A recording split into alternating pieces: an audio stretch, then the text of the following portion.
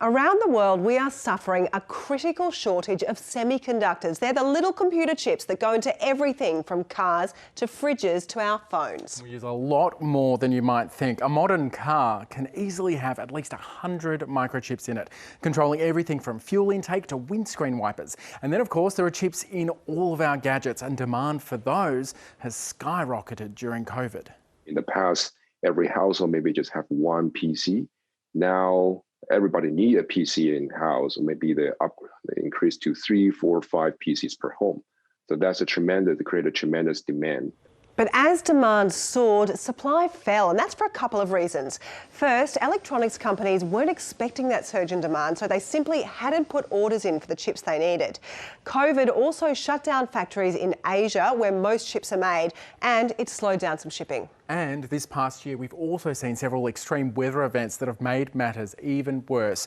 From a freak Texas snowstorm that caused power disruptions and shut down several major chip factories, to the worst drought in more than half a century in Taiwan, which produces more than 60% of the world's most advanced chips.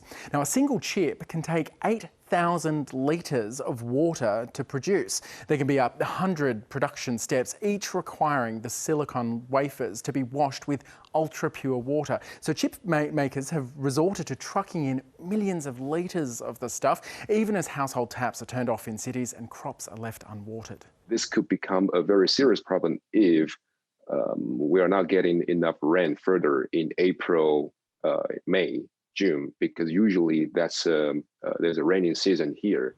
The effect of chipageddon has been huge. In the US, Europe and Mexico, some car plants have had to shut down. One car maker even replaced electronic speedometers with old analogue ones. The delivery of the latest iPhone model was delayed last year, and here in Australia, the wait for some cars has blown out by 6 months.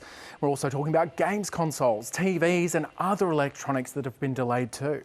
Joe Biden is so worried about the effect on his country's economy, he convened a special summit on the issue and floated allocating $50 billion to urgently boost computer chip production in the US itself. Experts say despite the Taiwanese drought, production is back on track for now. But catching up the backlog could take 18 months.